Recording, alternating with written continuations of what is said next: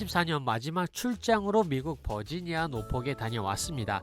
이번 영상에서는 제가 2박 3일 동안 머물렀던 호텔 리뷰와 함께 이곳에서 꼭 들러야 할 레스토랑을 소개해 드리려고 합니다. 먼저 노폭은 단순한 도시 이상의 의미를 가지고 있는 곳입니다. 이곳에는 세계 최대의 해군 기지인 노폭 해군 기지가 자리 잡고 있어 대서양 함대의 본부로 기능합니다. 군사적으로 전략적인 위치에 있는 이 도시는 그만큼 역사와 중요성이 깊은 곳이죠. 제가 이번 출장 동안 머물렀던 호텔은 델타 호텔 노포크 에어포트로 공항에서 약 10분 거리에 위치해 있습니다.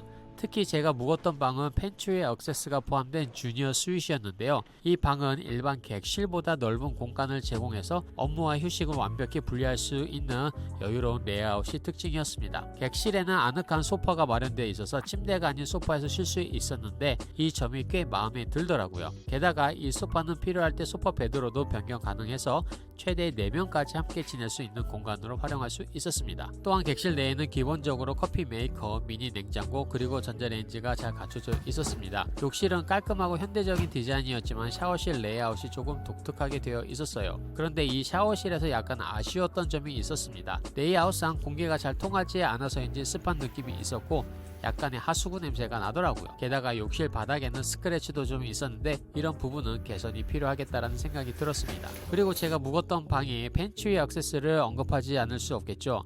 펜트리는 5층에 위치해 있었는데요. 처음 들어가 보고는 왜 이름이 라운지가 아닌 펜트리인지 단번에 알겠더라고요. 꽤 작은 공간이었고 24시간 내내 커피, 과일, 스낵류가 준비되어 있었습니다. 매일 아침 6시부터 10시까지는 간단한 아침 식사도 제공된다고 했는데요.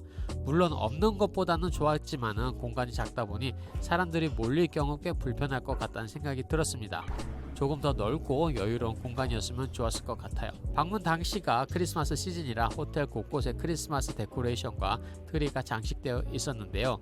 이런 세심한 연출은 좋았지만 전체적으로 조금 2% 부족한 느낌을 받았습니다. 아마도 약간 더 따뜻하고 화려한 분위기를 기대해서였던 것 같아요. 또한 호텔에 수영장이 있었지만 공사 중이라 이용해 볼 수 없었고요. 대신 1층 복도 끝에 위치한 피트니스 센터는 24시간 오픈되어 있어 언제든지 이용할 수 있었습니다. 저녁이 되어서 밥을 먹으러 나가려 했는데 비가 엄청나게 내리더라고요. 하필 가는 날이 장날이라고 폭우 경보가 뜨더라고요. 1시간 정도 있다가 주변에 괜찮은 레스토랑이 있나 찾다가 스탠 힐버스가 구글 리뷰도 좋아서 찾아갔습니다. 스탠 힐버스는 1939년 로버트 스탠 힐버가 버지니아 비치의 타일라 에이커스인에 설립한 가족 운영 레스토랑으로 버지니아에서 가장 오래된 가족 소유 레스토랑 중 하나입니다. 스탠 힐버스 레스토랑의 내부는 따뜻한 목재 패널과 벽난로로 꾸며져 있어 아늑하면서도 우아한 분위기를 자아냈고요.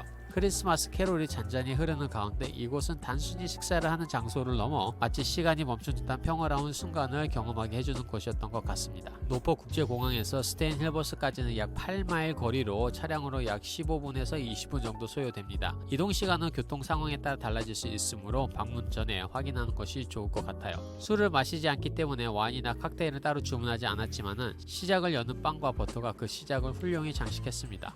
버터는 짭짤하면서도 부드럽고 크리미한 맛으로 빵과 완벽한 조화를 이루어 식욕을 돋우었습니다. 한 조각씩 먹을 때마다 다른 음식을 기대하게 만드는 매력이 있었던 것 같아요. 다양한 메뉴 중 선택한 크리스피 옥토퍼스는 식사의 첫 하이라이트였습니다. 손님이 적어서인지 예상보다 빠르게 서빙이 되었고 한입 크기로 잘려나온 튀김 문어는 겉은 바삭하면서 속은 촉촉해 질기지 않았습니다. 문어 아래에는 콩으로 만든 샐러드가 깔려 있었는데 콩과 야채가 어우러진 식감과 새콤한 드레싱이 입맛을 돋웠고요. 너무 배부를까봐 샐러드를 남기려 했지만 계속 손이 갈 정도로 매력적인 맛이었습니다. 메인으로는 이곳의 자랑 메뉴 중 하나인 비프 웰링턴을 미디엄으로 주문했습니다. 미디엄으로 익혀진 덕분에 고기에서 풍부한 육즙이 흘러나와 먹는 즐거움을 더했습니다.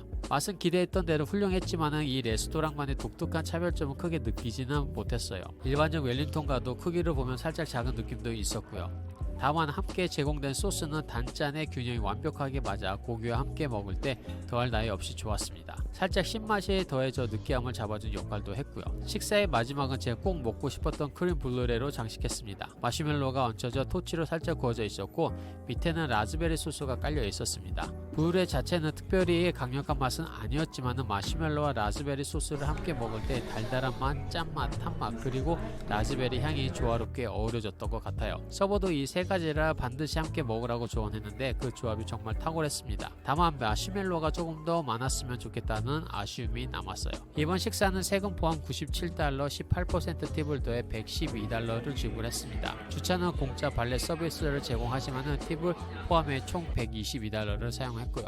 물론 다른 많은 가고 싶었던 레스토랑이 많이 있었지만 오늘은 스테인 힐버스로 해서 정답이었다고 생각을 합니다.